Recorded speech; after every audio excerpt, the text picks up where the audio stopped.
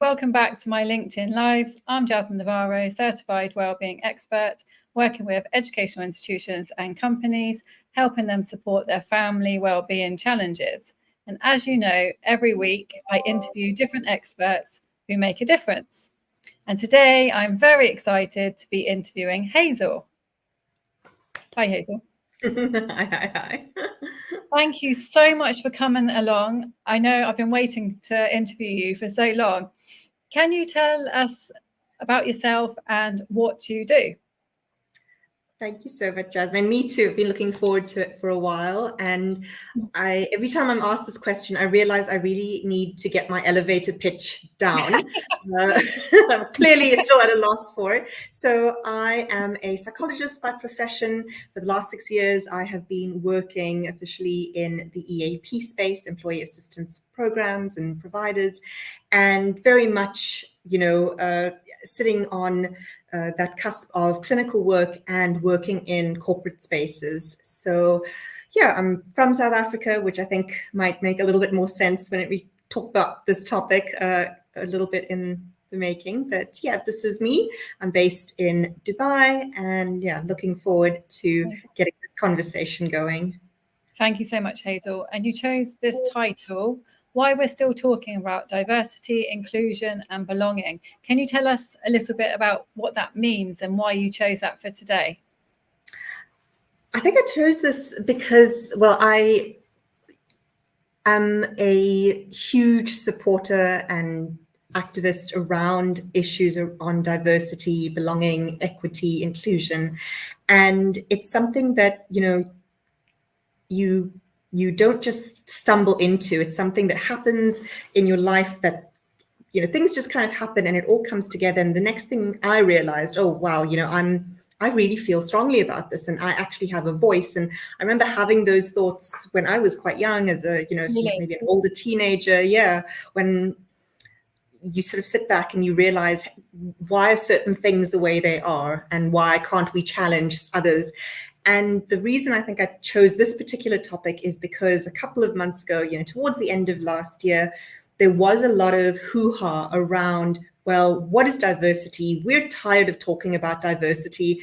When big names with big platforms and far reach all of a sudden enter into the discussion to say diversity is bad and, diversity is dead, then someone like me and others who care about this topic kind of sit up and take notice to say, we're still talking about it because I don't think we've done even a fraction of the work that's needed to really make positive and sustainable changes, whether it's in the workspace or whether it's in our communities when it comes to diversity.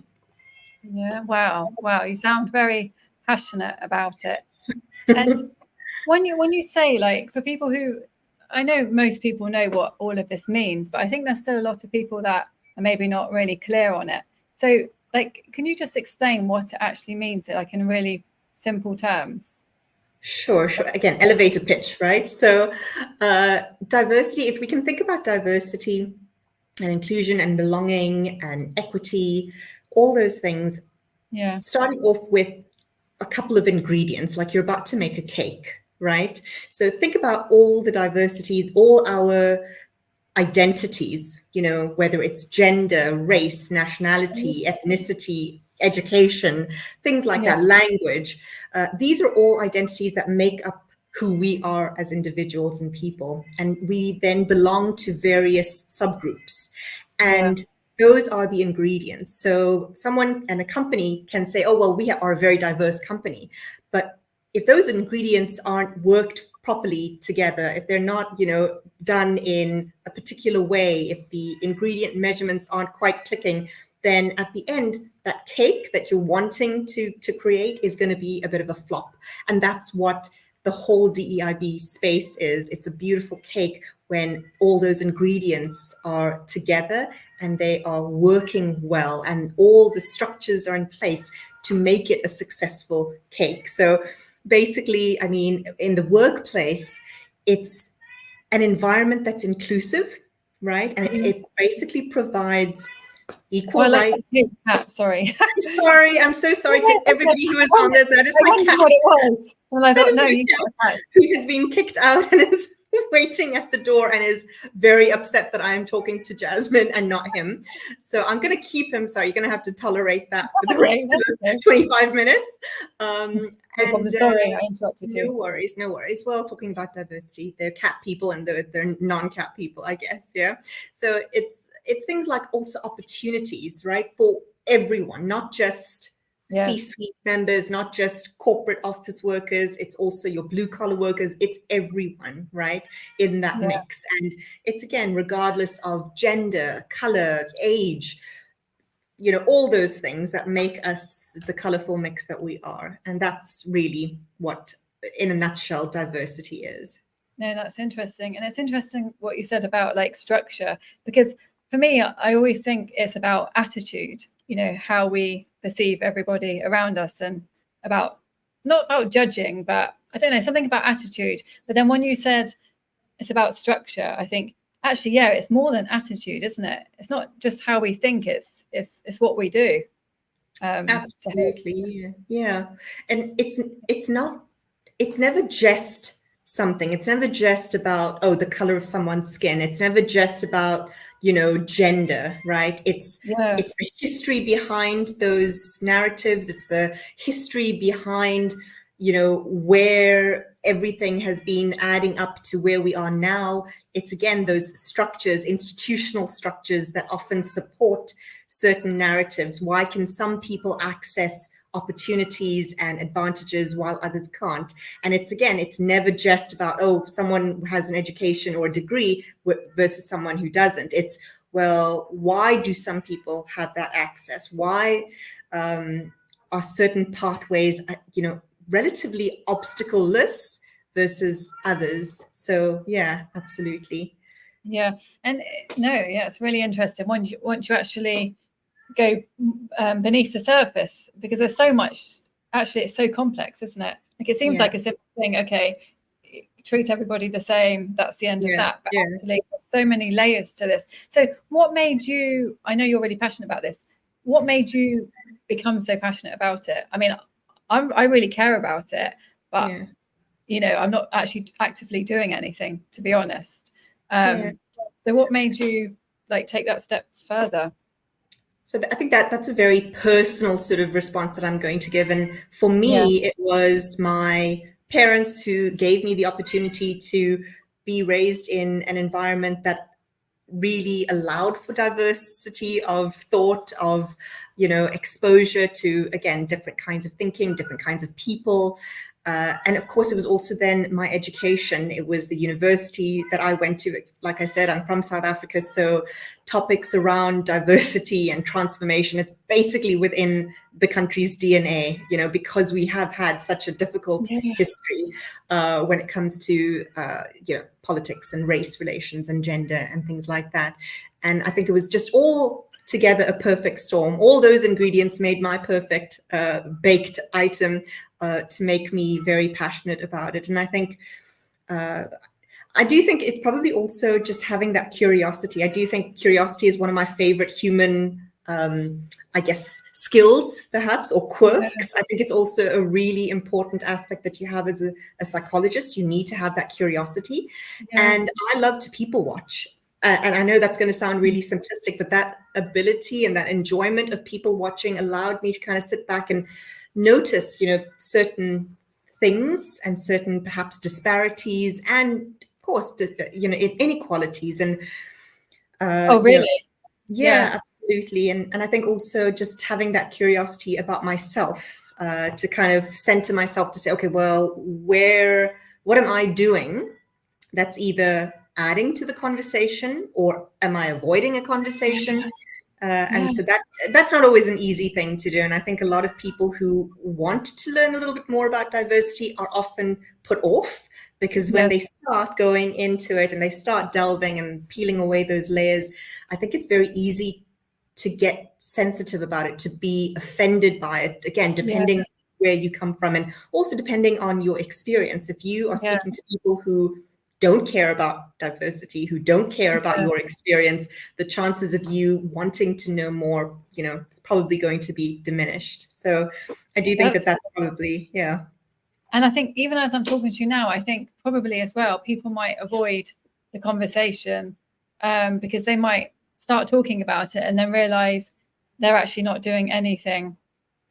Yeah. They're not actually doing anything. So that might make them feel, I don't know, maybe guilty or something. So they might just want to avoid it. Just, okay, that doesn't affect me. I'm not going to even, because like you said, it could make you question yourself and what your role is and everything. And some people, I can imagine, don't want to ask themselves those questions because you might not have the answers, are not always easy if you realize that you've been quite ignorant, possibly. Yeah, absolutely. And again, I mean, I do think people, that is part of who we are, right? We get defensive if we feel attacked, even if that attack is a perception and not an actual one. So, like I said, it's so many different things. It could be about gender, right? How many men do we hear getting very upset and being very vocal about anti-feminism because they think that being a feminist is an attack on maleness, which it isn't. It's a questioning of patriarchy, right? A lot of people, perhaps, who are differently abled, if you are, your body is functioning in a particular way, you have no challenges, talking about, for example, something as seemingly simple as wheelchair access, but then really asking you to think a little bit more about why doesn't a company or an organization or a building, have this, it can get uncomfortable, right? And then you use the word guilt. And I think that's a big forerunner for why people tend to avoid this.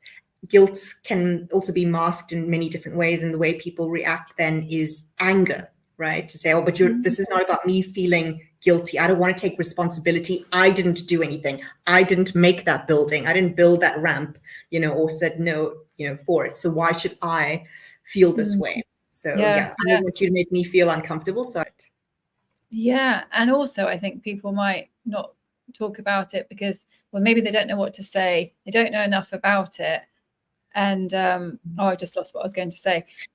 Feel stupid, like lack of knowledge as well. Like they just, or no, that was it. That's what I wanted to say. They might feel scared that they might offend somebody as well. Because sometimes I think, oh, what should I say in that situation? Like, would I offend somebody? What's the right way to say this? And you just overthink. And then in the end, it's like, okay, I won't say anything. Yeah, absolutely. And I think in our day and age, the cancel culture is very big and very harmful machine. And I think, people don't want to be cancelled. So they'd rather just say absolutely nothing and be as quiet as possible, which I don't think is also the answer. And I think it's all, again, you mentioned the idea of intention. I think it, again, goes back to being curious. And then if you're unsure, ask. And if you don't know who to ask, then do some research. We live in a society that is actually so well informed, or at least we have so much easy access to information. This is something that we could and should perhaps be looking into. But I absolutely hear you where people are scared, right? Scared to get on the wrong side of history, or, say exactly like what you mentioned, say the wrong thing. Maybe feel stupid. Yeah, on social media, 100%. Yeah, especially on social media, because you feel like if you say, you could get bullied or something if you say something, Your job could be in question, all kinds of things like that. Absolutely. So yes, I guess it is a risky conversation to have, regardless of which avenue of diversity you're going into, but it's still one that's worthwhile. Right? Because I think there's still so many, again, harsh disparities in the world we live in. Again, class, gender pay gaps, race relations, nationality, passport privilege. I was having this conversation recently, actually, because I was applying for a visa, and, because of the passport that I have extra steps that I need to take to get a visa application. And I was chatting to somebody else who, has never had that experience because they have what is, I guess, known as a very high value nationality or passport. So like, they just need to, on their documents say, well, I'm from here, and they kind of get shooed in and welcomed in, which is an interesting one. And I think that's another thing about going into this line of work, but not just the line of work, going into this conversation and curiosity about diversity, which is you become aware of your own privileges that you may never have thought about. Yes. And perhaps also you become aware of the things that you don't have. So it was only recently, really only in the last 6 years, that I became very aware of my passport in terms of what I could do with it, because, traveling before, again, I just never really thought about it. And it was here when I realized, oh, you know what, I have to take quite a number of extra steps if I want to go to a particular place for work. And that for me was, again, a bit of an eye-opener.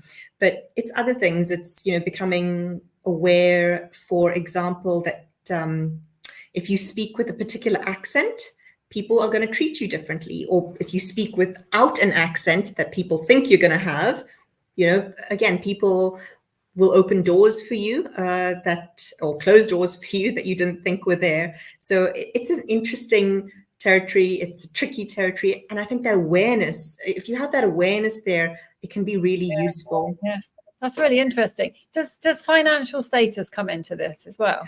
Of course. I mean, again, financial status goes hand in hand with class, right? And it's access, right? So I think the world we live in, there is a very very clear distinction between the have-nots and the haves in terms of financial status. So again, what finances can also give you is access, right, to a number of different things, education, access to the right kinds of meetings, meeting the right kind of people in the right kind of networking spaces, healthcare, access to healthcare.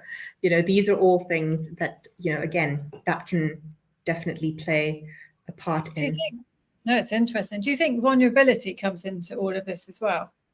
Like, the more vulnerable you are, then the more people are going to, like, I don't know if it's vulnerability or not. Do you know what I mean? Like, the more vulnerable you are.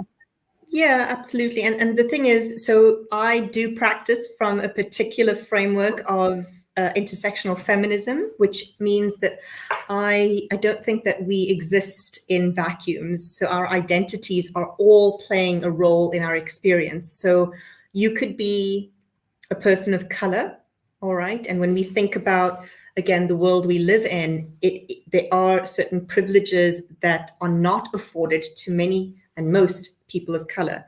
But then when you look at the intersection, imagine being a woman who is a person of color. That vulnerability then, I think, kind of increases, because being a woman in the world we live in it's not a safe space. Generally, it's not an easy space to be in, regardless of whether you're in corporate, whether you're in a community, whether, you're in relationships. And then to add to that, race, add to that then class or financial access, educational access. So, it does absolutely have a lot to do with vulnerability and invulnerability, or the perception of being untouchable. Wow. Yeah. And so what do you think, like, we can do about it, like, as individuals or as companies and as individuals? I'll start off with the company part of things, and then work back to the individual, because I do think it's individuals that make big groups. It's individuals that then start revolutions. So I'll work my way back. So the one thing I think is important for more and more people in leadership to understand is that there is really good ROI, so return of investment, if they genuinely invest in diversity initiatives. Yeah, and it's not just a tick box exercise, because there has been a lot of research generated, and from research-rich organizations. So I'm talking about your McKinseys, your Harvard Business Reviews, et cetera, that have shown that more diverse organizations, okay, that have legitimate embedded diversity initiatives are more productive organizations. Okay, because again, diversity means diversity of thought. Diversity of thought Wow. leads to increased creativity, because all of a sudden you're not in a vacuum listening to your own voices, right? You're now getting many different voices that can really build something greater. So a little bit back to that ingredient list and that cake. You know, a cake is more than the sum of those ingredients, right? More than the sum of that parts, and that's what diversity is. And you know, you get more cultural awareness. And you know, if you're an organization, for example, that's working with a company that does business in China, you know, it's worthwhile to invest in your people learning Mandarin, right? Because again, that's probably going to lead that experience to be an even more productive one, a better one. Having that cultural nuance when people are working with organizations like us in the Middle East, it's worthwhile understanding time differences and work weeks that might be different. Not everyone functions from Monday to Friday, right?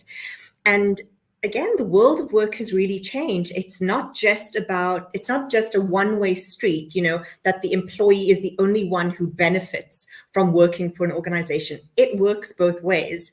And so, you know, if you are a good organization and you are an organization that promotes diversity, that promotes, you know, psychological safety, that promotes healthy, you know, practices, whether at a corporate level, at an interpersonal level, you're going to get a really good reputation within your group, right? So those employees that you have, they are going to have and give you a really excellent promoter score, right? So what that means is they are more likely to recommend you as a company to their friends and to the people around them. And that's what generates interest, right? We can name at least 5 really big companies that have built excellent reputations just based on those couple of things that I mentioned. Yeah. And again, it's things like marketing, and it's all those. So there's really good bottom line reasons why organizations should be investing in this. So we're going to get the money issue out of the way.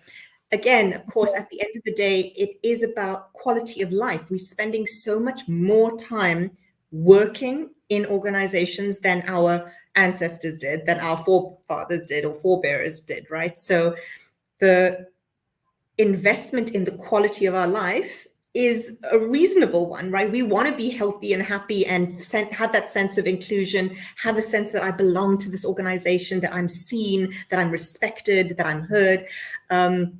And again, healthy, happy workforces are more productive workforces, right? And if you are happier in your place of work, the chances of the quality of your life being better, you know, are greater. So there is that. And I think what you can do then also as just individuals, and I kind of touched on it now, is don't be too scared. You know, it's good to have that caution, sure, as we should. We shouldn't be rampaging into places and spaces we're unfamiliar with, but it's good to be curious. And, you know, there's nothing stopping you from doing a quick internet search. And again, a quick internet search with a reliable platform, right? So with a reliable organization, I think, don't just choose anything and everything. And I guess having that curiosity, that awareness, and really asking yourself, what is your intention? Why are you wanting to know a little bit more? Why have you not been curious before?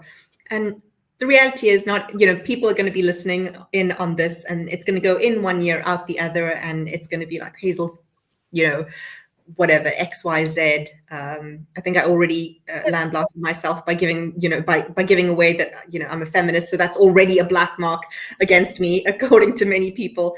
Talking about diversity is just another one, and that you're not going to win them all, right? And that's okay. But it's a slow process, and that's why I chose that topic, going back to the original question, because we haven't spoken about this enough. We haven't touched totally. Yeah. I think so many people, I mean, I don't think we've, like you said, we've barely touched on the surface. I mean, there's so much to do. But what, like, when you mentioned the organizations, what kind of things can they do? I know that might be such a simple question, but what should they be doing? So there are lots of things they could be doing, but I think maybe some of the easier steps that can be taken for example, would be to not go in with a copy and paste attitude. What works for one organization in one country is not going to work for another organization in another country, right? Yeah. So every organization, every workplace is unique. And so every diversity initiative needs to be as well, right? Yeah. Then I think it's also just, going back to what I was saying, it's identifying what is it that they're wanting to achieve. If it's a tick box exercise, that's easy. You can hire whoever, and you'll never really make any legitimate, sustainable change. If the people on, the grassroots level are very diverse, but then people in upper management and leadership and C-suite all look a certain way, all right, they're all men, for example. I mean, where is the diversity really there? I mean, workplace diversity is such an easy term to throw around, but it's just not good enough. Like, you actually need to do the work. You actually need to get people who are trained on it, and if not trained, are passionate about it and are willing to learn, and who are then able to be dedicated to making those changes. And it shouldn't just be down to one department or one individual. Having one chief diversity officer is great, but then, if it's only one person and they're not able to make any legitimate changes at procurement level, at HR level, recruitment level, then it's going to fail. And actually, many diversity initiatives do fail, and that's the unfortunate thing. And there's a lot of reasons for that, but usually it's because of some of these things that haven't been done. It's usually a tick box exercise. When there is the slightest, hint of complication, people are very quick to kind of wash their hands. Oh, well, we tried. Of course, it's not going to work. So it usually only lasts for maybe a generation, but then by the next one, it's already fallen flat. Yeah.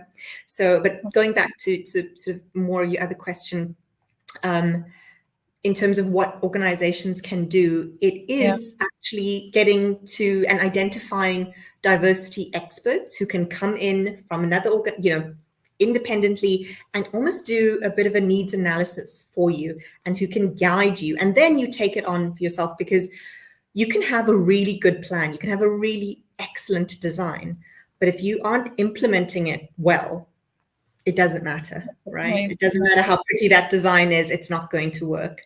And I guess knowing the why, right? So why should I be doing this? If that buy-in isn't there, if leadership doesn't understand why really diversity is important, why they should be hiring more women in STEM, why they should be, more opportunities open to people who are on the spectrum, who are not just neurotypical, if they don't understand the why, it's only going to last as long as that leader. Yeah. Wow. So communication, lots of effective communication. Yeah. Oh, very, very interesting, Hazel. No, thank you so much for Thank you. Everything. I've learned so much just talking to you, and I know that we could probably have this conversation for a long time. Again and again. But no, thank you so much. Is there anything else you want to say about this before we go? And also, how can people find you? Yeah, absolutely. I think maybe again, like you said, there's so many things I could talk about it. I can feel myself getting all passionate, and I need to just calm down. We've got only 30 minutes. Absolutely. But I think, one of the things that you could do, if you're interested in, again, a particular topic, a particular, issue that's being, raised, or, you're curious about, there is this concept of being an ally. And I think that might be a really good space to start. So you could be an ally. So an ally is basically someone who's going to be a great cheerleader for that subgroup, but who's not necessarily part of that subgroup. So an example would be men, who, again, usually do not have the same kinds of challenges that women do, but we have amazing men who are incredible allies, who, believe in, why we shouldn't have a wage gap, why, safety should not just be something for men, it should be for everyone, why harassment, is something that should be addressed ASAP. And so being an ally is an incredible way of, again, learning more, of finding yourself in spaces where you can support people who you feel and care about. The one thing about an ally's voice is that it can never be and should never be louder than, the person or the subgroup that you are supporting. Oh, really? So, why not? Yeah. Because then you stand the risk of kind of just repeating history, right? So if a man's voice, and again, I'm taking this as an example, if an ally is a man saying we should do X, Y, Z, and that voice, is just louder and more heard, is it not just perpetuating what we're trying to change? So true. Yeah. That it really makes sense. Yeah. You're not going to listen to the voice that needs to be, that we want to be heard. Wow. Okay. And it will never know, because it's not their lived experience, right? So yeah, absolutely. And how you can find me, you can check me out on LinkedIn. I think that's the easiest way. And yeah, thank you so much. This was really fun and not as anxiety provoking as I had initially thought.